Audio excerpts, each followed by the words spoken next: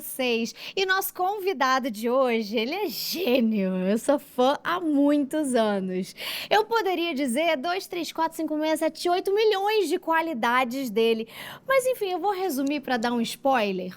Cantor, rapper, compositor, escritor, empresário, surfista e flamenguista roxo. É isso tudo mesmo? Peraí, vocês já sabem de quem eu tô falando, né? Gabriel Oi, Carlinha, Pensador! bom estar aqui com você. Cara, muito bom Prazer te você ver tá de aqui. novo, ver o teu Prazer. trabalho aqui, que está sendo bem legal, né? E eu lancei recentemente um álbum novo, estou num momento legal. Hoje, o principal de tudo isso Uhum. é claro que é a música, né? A música, o lado de rapper. Depois de 11 anos sem lançar um álbum, eu lancei muitos singles, muitas coisas, Aham. mas álbum mesmo eu tava com saudade. E a gente também tava com saudade, viu? Ai, valeu. Agora, pra começar, por que surgiu esse nome que eu acho maravilhoso? É bem engraçado, porque eu não lembro exatamente do momento, mas foi quando eu estava escrevendo minhas primeiras letras lá, dos 16 para os 17 anos, principalmente dos 17 para os 18. Uhum. Eu botei na cabeça que queria fazer muitos raps, era principalmente a minha motivação maior, entre outras influências. E no rap tinha um lance dos pseudônimos, alguns rappers, né, como Ice Cube, Ice-T, Uhum. uns nomes que os caras criavam o seu próprio nome. E eu gostava dessa linha, porque no hip hop a gente já tinha uma linha mais sacana, da brincadeira, do sexo, da curtição, outra do gangsta, outra mais inteligente, dos caras que enfatizavam as letras mais inteligentes. Eu gostava mais dessa linha. E aí, no meio de uma letra, eu botei lá Gabriel Pensador, não sei o que, não sei o que lá. Eu, moleque, tive essa ideia e adotei. E aí, eu me lembro que a primeira vez que eu assinei com esse nome num texto, uma coisa assim que eu assumi assim para mostrar para os outros, Aham. foi uma história engraçada. Eu estava na faculdade, já no início da comunicação na PUC, Aqui no Rio, né? no Rio. Eu queria fazer um disco, queria fazer música, queria fazer rap, mas nada disso era concreto ainda. E eu também estava gostando da ideia de seguir no jornalismo, né? Se eu fosse para frente na faculdade, era para o jornalismo. Um dos temas que na minha carreira também são até hoje importantes, que vem daquela época, é o racismo, né? A luta contra o racismo. E lá na PUC tinha uma motivação ali de um grupo que eu soube que escreveu umas frases racistas no banheiro, uma coisa que poderia ser pequena, mas para mim era importante discutir lá dentro. E eu estava com uma faixa contra o racismo que eu tinha feito na minha garagem, de 15 metros, mas eu peguei essa faixa, Morte ao Racismo, botei no pilotis da PUC. Só que a minha mãe é jornalista, né, Belisa Ribeiro, jornalista Maravilhosa, sou fã. conhecida, a galera sempre respeitou muito, obrigado. E ela tinha muitos contatos de TV, jornais, impressos, rádio, tudo. Eu peguei a listinha dela lá e comecei a ligar, mas eu não falei o nome dela, não falei nada em relação a ela, não pedi autorização, só liguei para as pessoas e falei, olha, amanhã vai ter um protesto na PUC, no Rio, um protesto. Aí o jornalista, protesto? É sobre o quê? É sobre racismo, contra o racismo. Ah, protesto de quem? Aí eu, protesto. Aí ficava meio que desviando assim, sem explicar Aham. muito, porque eu queria que o assunto fosse levantado. As pessoas fingiam no Brasil que não existia racismo. Isso era o que Uhum. era mais ridículo, assim.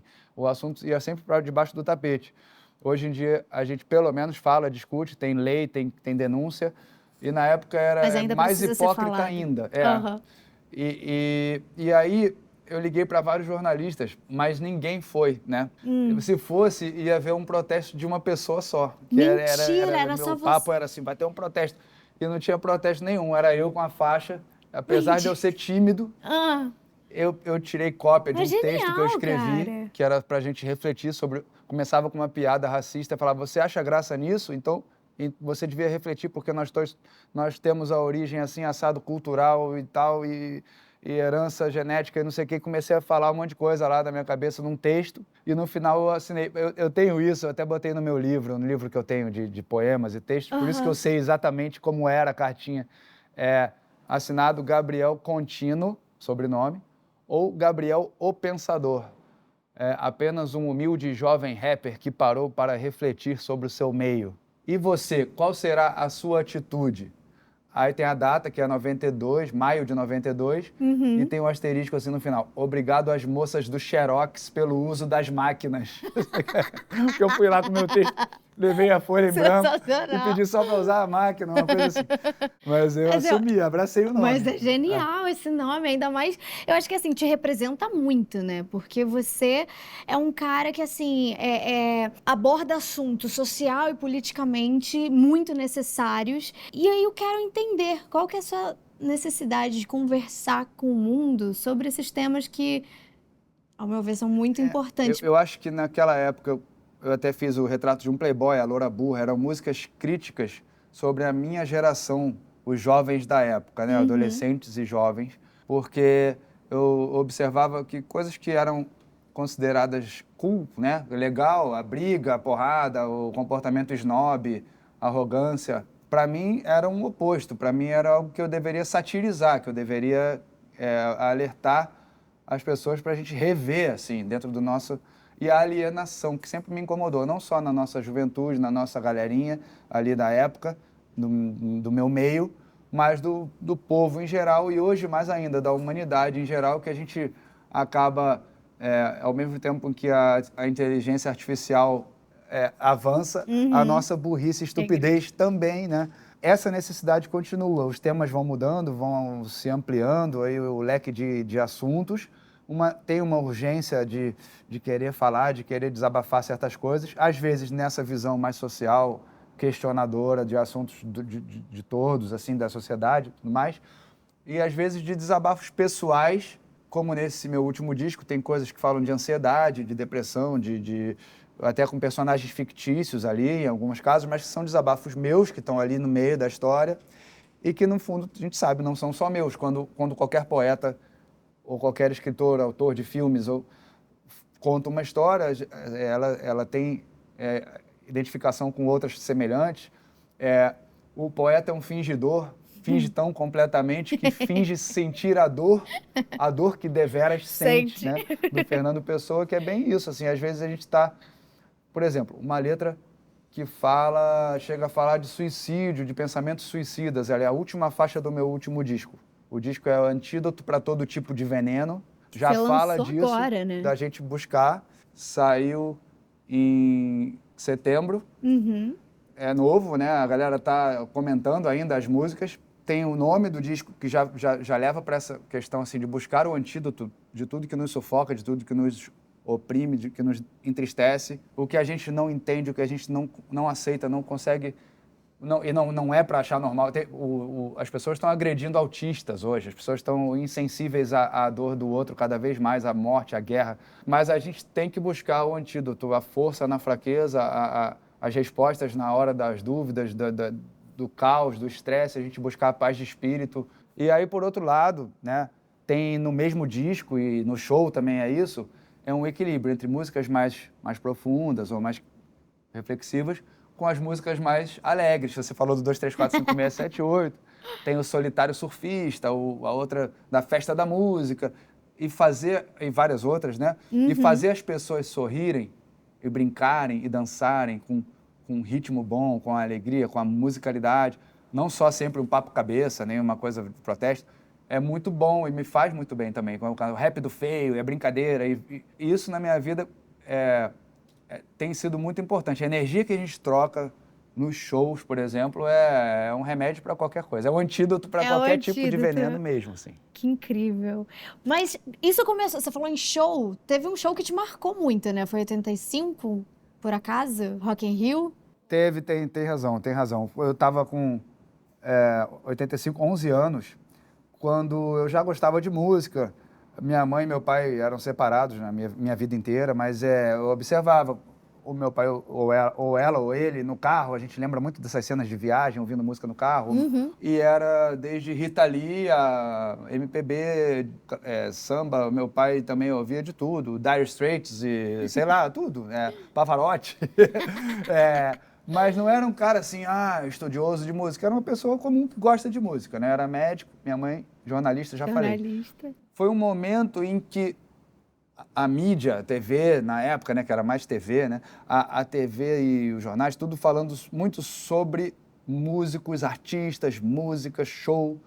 Era um grande evento pela primeira vez no Brasil. E aí acentuou a minha curiosidade sobre música, sobre artistas. Ozzy Osbourne, Come Morcego, não sei o quê. Aí a gente via de tudo e ficava curioso com tudo. Tina Turner, todos. E os brasileiros, grandes artistas que estavam lá também. Eu já estava nessa fase comprando os meus primeiros vinis. Eu me lembro de escutar na vitrolinha o Cabeça de Dinossauro, Blitz, Titãs, né? Cabeça de Dinossauro. Músicas que já tinham a ver com o que eu viria fazer depois. A música contando uma história, rimando bastante, falando palavrão. Mas aí você já foi direto pro rap ou não? Não, eu fiz eu gravei uma fitinha cassete, depois de adulto eu cheguei a encontrar essa gravação. Mentira. E eu tinha um apelido que eu pichava muro, né? Molequinho Pichote. Aí falava, aqui é o Gabriel, Pichote. Com a voz fininha, Pichote, vou cantar uma música minha, composta por Gabriel, não, ainda falava o meu nome, Gabriel Contino. E autoria Gabriel Contino. Falava uma coisa super séria assim. Aí cantava a capela, guardando a ideia num gravadorzinho que meu tio Acélio me deu. E ali já tinha uma, que, se vocês olharem no YouTube, tem o meu primeiro rap. Tá lá no meu canal, o Gabriel Pensador. Aí tem lá o primeiro rap, o meu primeiro rap. Mas foi porque a minha mãe, que apresentava um programa na Bandeirantes na época, me botou cantando com alguns amigos e o meu irmão um trecho da música que era Prefeito Vagabundo, que eu escrevi. Mas era porque era a primeira vez que o brasileiro ia votar em eleições diretas, e era para a prefeitura. E aí ela falou, até as crianças estão querendo saber mais sobre eleições? Claro que as pessoas ainda não entendem, como se um prefeito fosse capaz de mudar todo tipo de assunto e tal. E a minha letra era um cara, eu sou o maior prefeito do mundo, o único problema é que eu sou vagabundo. Prometo aumentar as ondas desse mar. Eu prometi um monte de coisa impossível. Já tinha uma ironia, porque tinha o sucesso dos Menudos. Lembra os Menudos? Lógico! Você era fã dos Menudos? Eu era criança, mas eu lembro. Menudo Por isso eu cantava, não era esses Menudos? Era o pop, né? Não serei prima. Isso. E aí eu botei meio que zoando os Menudos, né? Eu prometo um monte de coisa, que as suas mesadas vão aumentar, prometo que a corrupção vai acabar, prometo que a censura vai sumir, prometo que os Menudos vão sair daqui. Era meio irônico já, polêmico. Mas assim, ninguém viu isso, né? Era uma fitinha que eu gravei em casa. E aí, eu prometo parar de mentir. Era prometendo, mentindo já o candidato, né? Era uma coisa rimada, falada, mas que tinha influência dos Titãs, da Blitz, do rock também. Que também não dá pra definir bem o que era, porque eu falava que ia ser uma banda. Era o Fim da Picada, o nome da banda. Mas eu não aprendi a tocar nenhum instrumento. Eu tinha um amigo, Diego, lá do Colégio Senador Correia, o Diba, que estava aprendendo, depois ele aprendeu mesmo a tocar guitarra, e algum amigo que a gente falou, vamos fazer uma banda e tal, aí eu fiz essas musiquinhas. Mas depois morreu essa ideia, eu comecei a aprender a surfar, não levei pra frente esse lance de música e tal, mas eu lembro que eu rimava sacaneando os amigos na escola, brincando meio que de improviso, e era rap. Aí a coisa já na minha cabeça já estava bem definida, que eu curtia rap, o rap chegava muito pouca coisa para nós aqui, tinha Run DMC, Beastie Boys na rádio, mas o Michael Jackson chegou com a música Black pro mundo inteiro. Claro. E algumas coisas de rap foram chegando nos países, assim. Aqui chegou o breakdance aos poucos, um pouquinho. E aí nasceu o movimento em São Paulo. Aí eu tô aqui no Rio, fora disso, surfando com a galera lá da Rocinha, não tava na música, tava só brincando, rimando com os amigos, ouvindo um pouco de tudo. E aí, de repente, veio o rap com força, eu comecei a conhecer bandas de rap, aí como a gente já citou algumas aqui daqueles caras, do NWA que veio, Public Enemy, e descobri o Racionais, Taíde, já existia rap no Brasil, gravado, quando eu estava começando as minhas letras ali, brincando, e algumas falando de coisas sérias, já querendo virar rapper. Então eles começaram ali nos anos 90, 91, eu acho, ali, esses primeiros discos que surgiram no Brasil, o meu foi... A primeira música foi em 92, que foi Tô Feliz, Matei o Presidente. 92, eu tava fazendo meu primeiro comercial, aos 2 anos de idade, anunciando a chegada do real pro Brasil. Olha, Ou seja, a mudança da moeda. E você tava, né, colocando a sua música na rádio, foi isso? Conta essa história.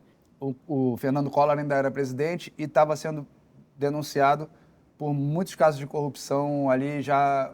Começaram a falar no impeachment e para minha surpresa, um cara desse estúdio falou que conhecia o diretor de uma rádio que teve coragem de botar a música no ar. E era o Eduardo Andrews, já falecido, o cara que é super importante na história do rádio do Brasil, um cara super respeitado, que foi corajoso mesmo, e botou a música para tocar. E aí, sei lá, no dia seguinte ou 2 dias depois, ele falou: Gabriel, parabéns, você barrou a Madonna. Aí eu falei: como assim? Explodiu! Barrou a Madonna, primeiro lugar dos pedidos dos ouvintes e tal. E aí, de repente, eu tinha combinado 2 semanas de exclusividade para essa rádio, que depois ia cair para uma. Porém, a gente está falando assim, ó, exclusividade, porque para mandar para as outras, mas não tinha um método de disparar para as outras rádios, que nem hoje teria. Época. Eu tinha contato de 3 caras, assim, um de Vitória, que era um DJ que alguém conhecia, que eu peguei o telefone fixo, né, para falar que eu ia mandar uma fita pelo correio para tocar num programa de uma rádio de Vitória, o outro de uma rádio da Rádio Cidade, sei lá de onde, se era do Rio, de São Paulo. Era uma coisa assim que eu ia fazer, tipo, boca a boca mesmo, assim, mandar pelo correio a fitinha, mas eu ia fazer. E aos poucos, do meu jeito, a música ia tocar em outras rádios, porque a galera gostou muito da música. Só que aí, nesse dia, assim, 5º dia, que eu já tava ligando, ó, vou mandar a fita, consegui. Que rolou? Liberei com a RPC, uma semana já, pô, já vamos poder tocar aí. Aí o cara, pô, não precisa mandar mais não, não vai dar pra tocar. Já soube da polêmica aí, já soube, mas não vai dar pra tocar e tal. Ué, aí o outro também, não manda não. Aí parou de tocar na RPC também, ao mesmo tempo, assim. Aí o cara teve que me contar: Gabriel, vou te contar, foi uma censura por baixo dos panos, porque não existia um órgão, assim, uma censura, mas o governo tinha a Radiobras, que era uma associação, sei lá, um órgão governamental regulando as rádios, que mandou uma comunicação para todas as emissoras, que quem tocasse aquela música ia sofrer uma devassa fiscal. Chocada. Então ali a galera não quis tocar mesmo, claro, né? Não vai brigar com o governo. E aí eu fui também no boca a boca, com uma pastinha com as fotinhos, assim, eu nos jornais, na MTV, em tudo que eu podia, para contar essa história e falar que fui censurado e mostrar. E o Jornal do Brasil, que é o jornal para os mais jovens aí, que talvez não saibam a importância, é um jornal importantíssimo aqui do Rio, eles conseguiram entrevistar o ministro da Justiça, que confirmou que eles mandaram mesmo parar de tocar essa música obscena, sórdida, não sei o que e tal. E aí já deu aquela matéria. Isso na sua cabeça, como é que foi? E eu, assim, queria que tocasse e tal. E ao mesmo tempo eu tinha outras músicas. Eu fui batalhar para conseguir gravar um disco. Só que aí entra uma outra etapa, assim, de tentar gravar meu primeiro disco. E eu tinha letras, muitas letras, e eram boas, pô, eram bem criativas, porque era uma coisa muito nova na época, aquele rap, né, em português, assim. Só que eu mostrava, assim, para poucos amigos, e não tinha uma fita demo, né, nem uma coisa para mostrar com acompanhamento musical, era só letra. Então estava difícil para alguma gravadora entender e fechar um contrato. E eu queria ver como é que eu ia fazer para transformar aquilo num disco. Aí eu procurei. Bom, eu estava sempre conhecendo muita gente, empolgado com rap. Fui para São Paulo, conheci a galera de lá mais de uma vez. Tinha um encontro já com muita gente dançando break, fazendo grafite, fazendo rap. Eu achei aquilo o máximo. E eu bati na porta da Sony. Só que quem estava lá e me recebeu, se chamava Sérgio Lopes, era o diretor internacional. Quer dizer, um diretor que recebia os discos da Shakira, não lembro se já tinha na época a Shakira, mas recebe os discos internacionais e promove no Brasil e tal. Ele não era responsável por contratação nacional. Entendi. Mas ele me deu atenção, me recebeu na sala dele. E eu cantei para ele. E aí? Aí eu tive que cantar, porque eu não tinha como mostrar. Você não tinha gravado? Aí eu botava o beat, cantava a capela, eu mostrava que tinha um sample, que entrava aqui a voz da Legião Urbana, tinha, sei lá. Aí ele falou: mas, cara, pô, já tô vendo que é interessante, eu vi que era uma coisa interessante, mas vou pensar, Gabriel, que você precisa ter... Não sou eu que contrato, mas você precisa, para mostrar que dentro da gravadora é uma coisa melhor. Eu tenho lá em casa um estúdio, mas também não sei se eu vou conseguir, vou pensar.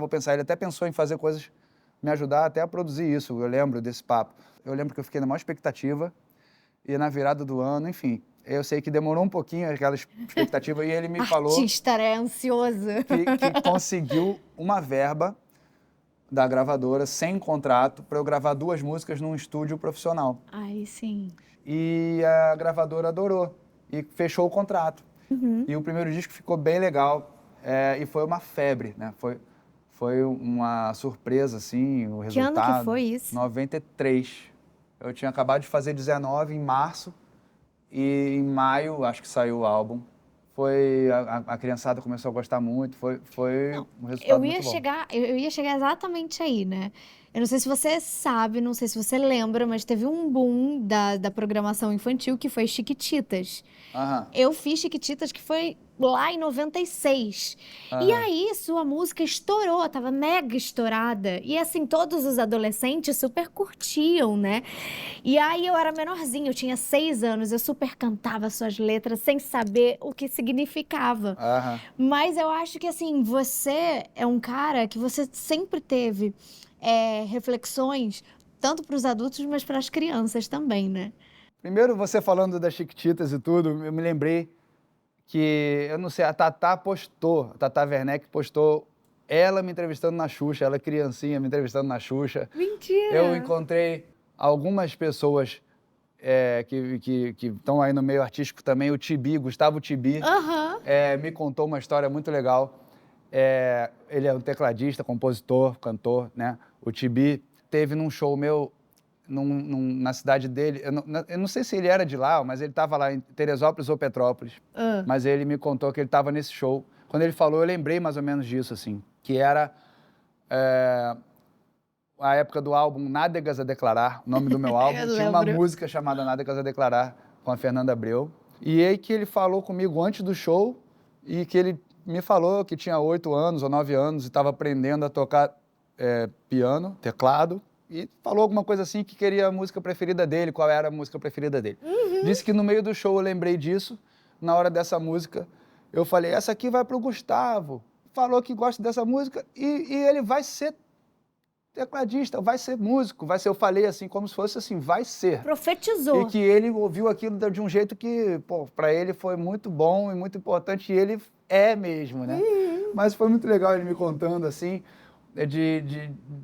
da inspiração que ele teve naquela época, com as minhas músicas e tudo mais. Tem outros, né? O Xamã, que tá no meu álbum, na música Cachimbo da Paz 2, Cara, veio fazer... genial! Tenha dois, gente. Tenha Cara, dois. Vocês precisam quem ouvir. não ouviu ainda tem que ouvir. Ela saiu um pouco antes do último álbum aí, nesses últimos meses, com um clipe, com o Lulu, claro, que não podia estar fora, e o Xamã como convidados, e o Kevin, produtor do álbum, como parceiro autoral. Nós 4 fizemos uma nova versão, que era uma missão super difícil, fazer a altura da primeira, né? Lógico. Uma música que a gente gosta tanto e que tantas pessoas gostam.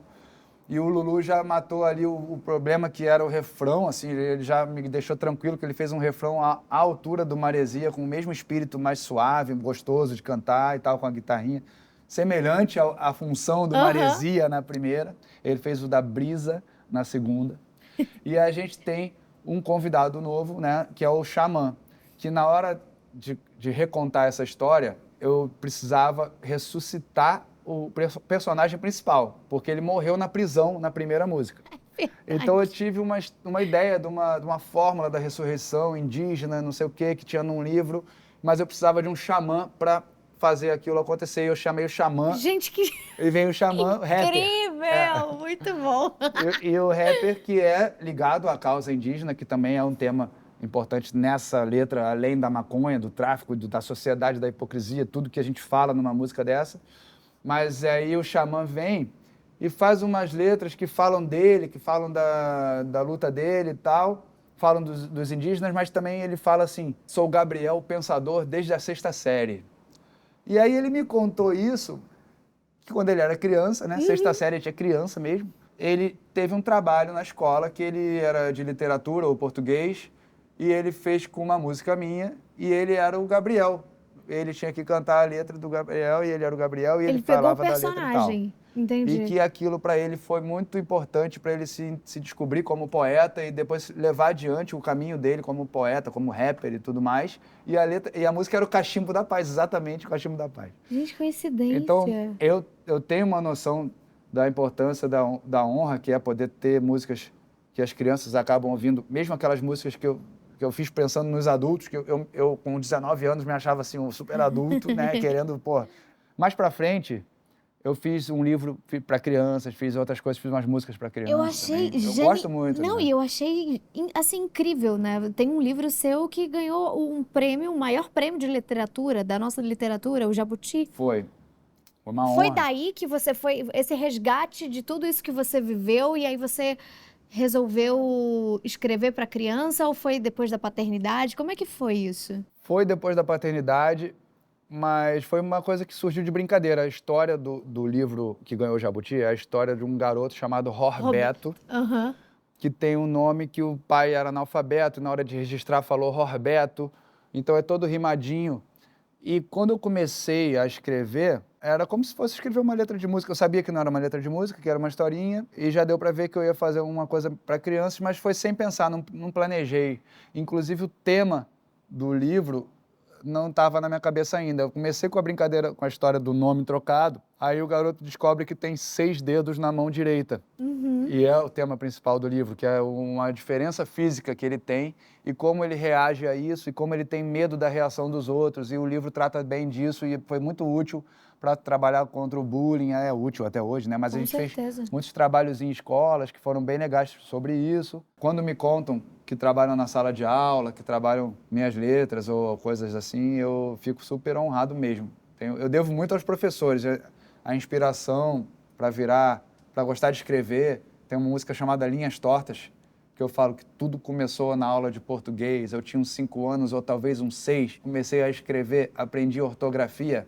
Depois as redações. Para a nossa alegria, a professora dava tema livre. Eu demorava para escolher um tema, mas depois eu viajava. Aí nessas viagens, os personagens surgiam, choravam, sorriam, pensavam, sentiam.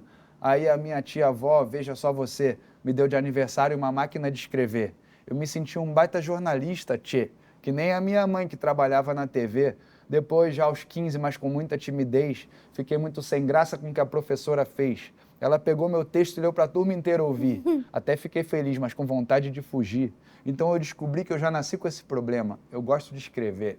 Eu gosto de escrever, crer, ver, crer. Gosto de escrever e escrevo até poema. Aí vai, né? Ai. Mas fala um pouco disso. É um agradecimento aos professores, né? Que delícia. E como que é o seu processo, assim, de composição? Muitas vezes começo pelas letras e depois vou juntar com uma ideia de um produtor musical, de um músico. Mas nos últimos anos, eu aprendi que era legal, às vezes, fazer a letra já em cima dos beats. Ah, é? E aí ela já vem com uma divisão que vai combinar com aquele beat. Então, as duas formas funcionam, as duas Mas maneiras. quando a letra vem, assim, Em não sei se relação a às letra ideias, vem. né? As ideias, como que elas Tem a ver com o que eu acontecem falei pra um pouco você? aqui do Roberto e que eu falo na letra do Tema Livre. Nas músicas, às vezes eu sento para escrever, ou estou aí no caminho, num carro, no avião, então eu começo com uma frase, uma rima, uma brincadeira, ou um desabafo, sem saber exatamente onde aquilo vai dar. Uma letra, por exemplo, que é um bom exemplo disso, é uma que eu fiz indo para Portugal. Comecei a pensar sei lá, por que eu comecei a escrever aquilo. Foi uma letra muito emocionante, emocionada também, assim, dá para ver que eu estava ali com alguma coisa que eu queria dizer, mas eu falei assim, 10 horas dentro do avião, aqui sozinho, eu voo como um pássaro que quer voltar pro ninho. Eu sempre vou e volto feito um bumerangue. Pensei que era um morcego, mas sou eu que sempre dou meu sangue. Umas coisas assim, meio assim, sem tema, né? Aí eu não lembro qual frase vem logo em seguida, mas tem uma hora que eu falo, e é o tempo vampiro que suga tudo, suga a minha alma, me transforma, a forma e o conteúdo. Até aí eu estava pensando sobre o tempo, sobre a minha vida na estrada, falta de tempo, sei lá. Que o tempo me transforma, a forma e o conteúdo. Aí eu falo assim, eu vejo as rugas, me olho no espelho, sei lá, eu vejo as rugas quando o rosto se contrai.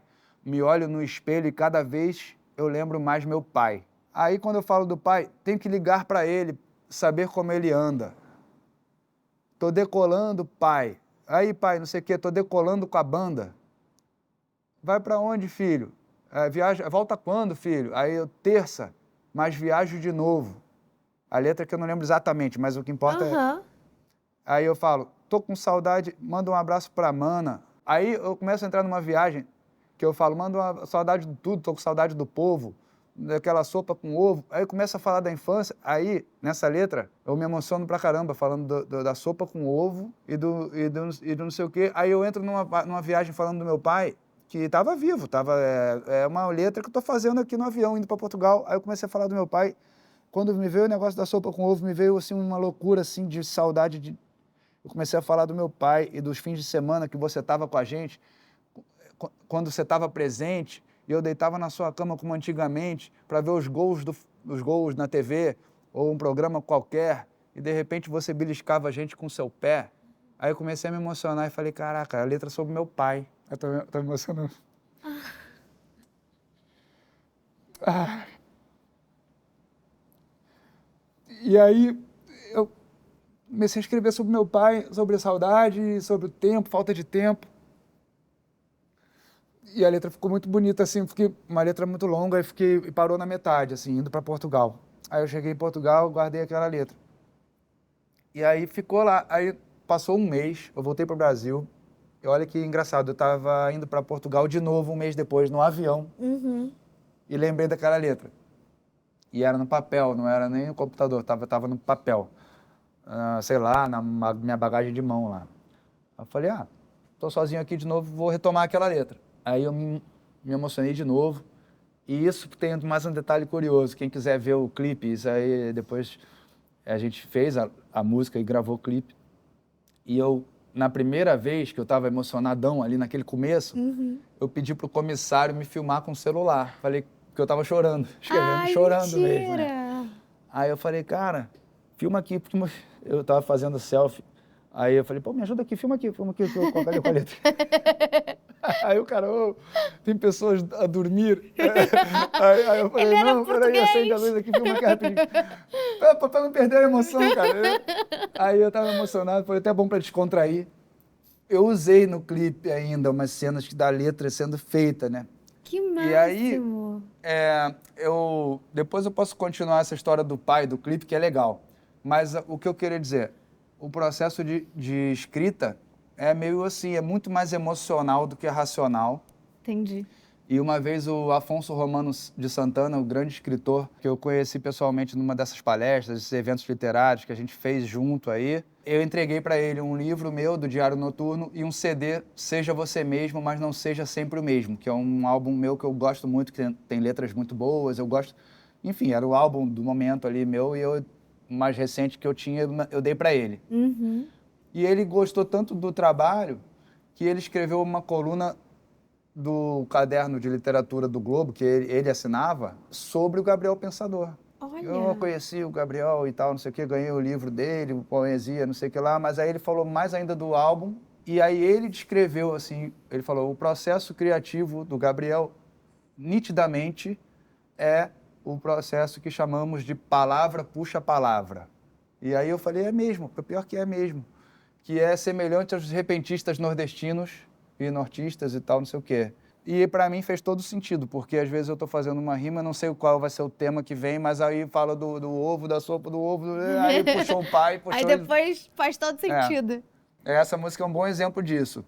E o clipe com o Thiago Ferreira, que é um amigo meu que dirigiu, também contando assim, olhando o relógio, as datas, para fazer um monte de ideia lá em Copacabana. A letra fala de várias coisas da minha infância. E aí, papai nos deixou em 2020, bem depois, né? Eu me emocionei aqui também, fala dele, lembro da saudade e tal. Mas ela foi mostrada para ele e para a família no Dia dos Pais. Não consegui lançar no YouTube no Dia dos Pais, porque mas eu queria finalizar a cor e não sei o que e tal. Mas para ele foi. E aí, tem mais uma curiosidade. No clipe, tem uma hora que eu raspei a barba e fiquei só de bigode. E botei o cabelão para trás para ficar com a testa grande que eu tenho mesmo, que é igual a dele, só que acentuando isso assim. E eu fiquei a cara dele, só de bigode, igualzinho. E aí eu tenho fotos dele que entram no clipe quando ele era mais jovem e eu pequeno no colo, então ficou bem assim, parecidão mesmo. Que maravilha! Nossa, uma coisa é a gente ver o resultado final, né, de um clipe, de uma música. Agora, outra coisa é saber dos bastidores. Porque, Ah, não. assim, só quem tá vivenciando mesmo sabe de tudo que acontece atrás das câmeras, né? Ah, tem muita história, né, cara? A gente faz muita amizade no meio da música. Ah, eu reencontro, às vezes, caras que trabalharam comigo nos shows. Eu tô amando ouvir todas essas histórias, mas eu queria saber se você se realizou em alguma parceria musical, por exemplo. Porque assim, eu acho que você, Uhum. né, assim como eu sou sua fã, você deve ter outros ídolos também. Oh, com Você certeza. realizou algum sonho assim? Obrigado. Eu, sim, muitas vezes eu tive essa alegria, né, de cantar com ídolos meus. O primeiro cara que me chamou para fazer uma coisa, eu estava bem no começo da carreira, foi o Martinho da Vila. Nossa. Num álbum dele, uma coisa meio falada, uma gravação de um bate-papo meio musical e tal. Tive a honra de gravar com Caetano, com Lenine, o Djavan gravou uma música minha, grandes artistas. Eu cantei no trio elétrico do Gilberto Gil, Nossa, que incrível. com ele.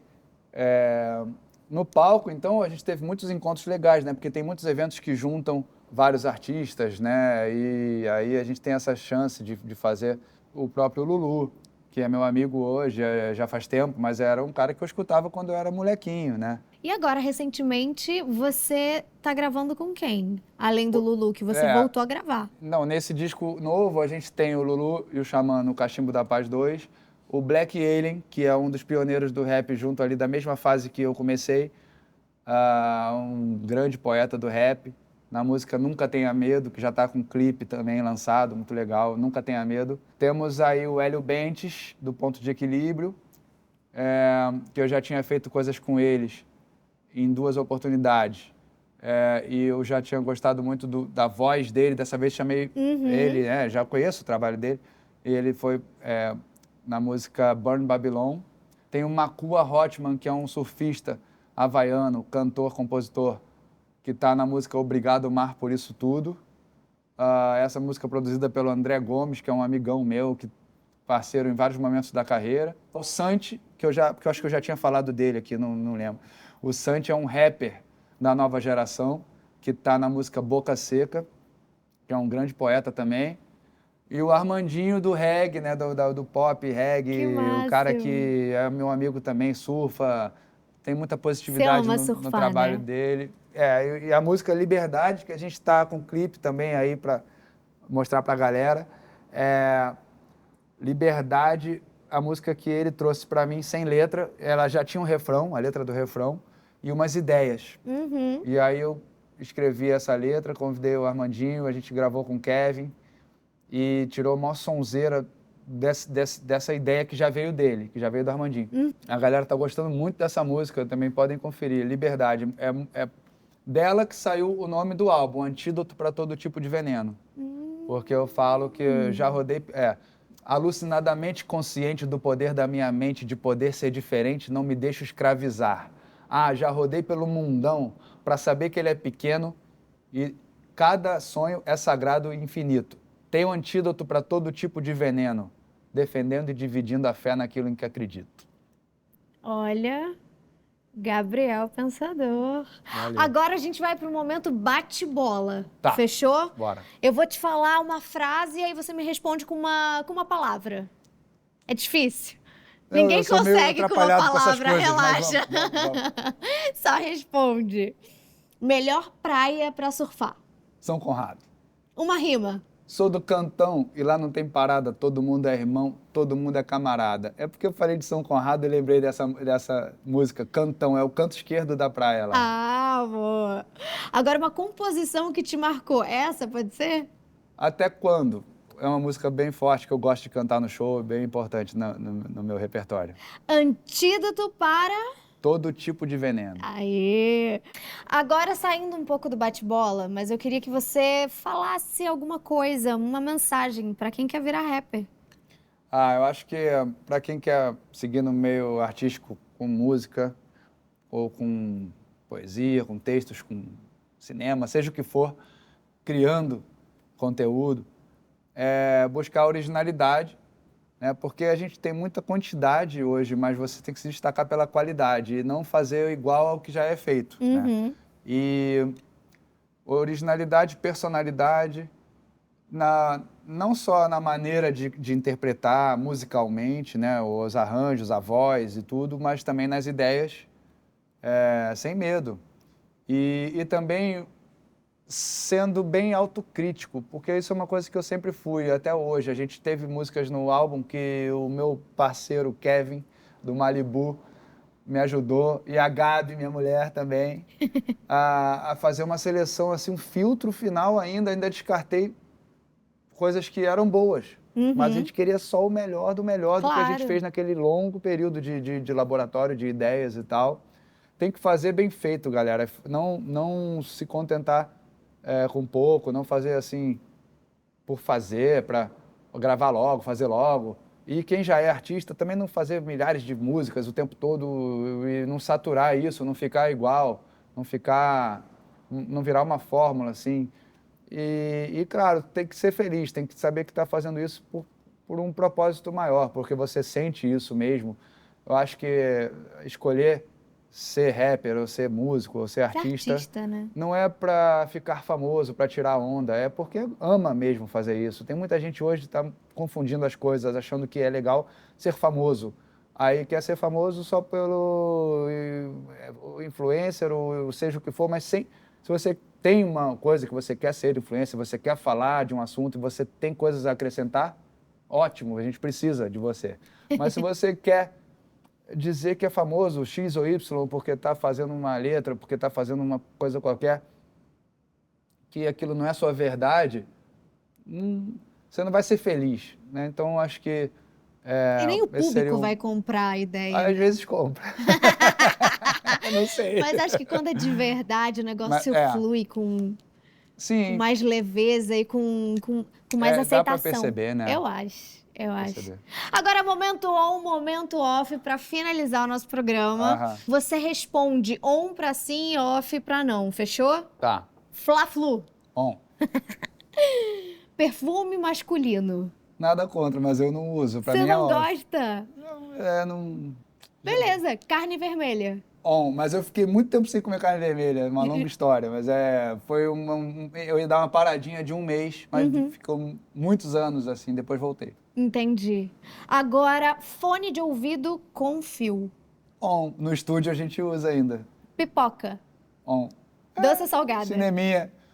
Pô, eu gosto de pipoca doce. Jura? Gosto. Então, Lembro da infância. E dias on? On. Aê! Adorei nosso papo. Cara. Amei, Muito bom. Gabriel. Muito, muito, muito obrigada, sério. Minha Obrigado. infância, minha adolescência toda aqui. Aparece nos shows aí da nossa nova turnê. Com certeza estarei lá. E aí... E pra finalizar, será que a gente consegue fazer uma rima? A gente não, no caso você, né? Ó, pensei que você ia mandar junto aqui. Sim, sim. Pode ser um pedaço dessa música Liberdade, com o Armandinho, né? Um reggaezão, uma sonzeira muito boa, que a gente está curtindo muito fazendo shows também. E daí surgiu o título do álbum, então vamos com essa.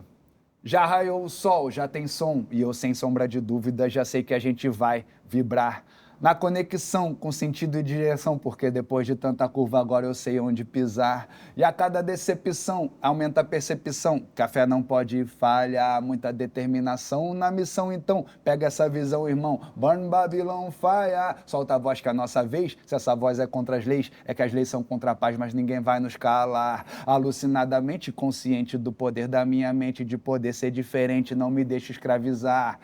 Já rodei pelo mundão pra saber que ele é pequeno e cada sonho é sagrado e infinito. Tem um antídoto pra todo tipo de veneno, defendendo e dividindo a fé naquilo em que acredito. Liberdade, consciência, juventude, fé. Ê, Valeu. obrigada, valeu.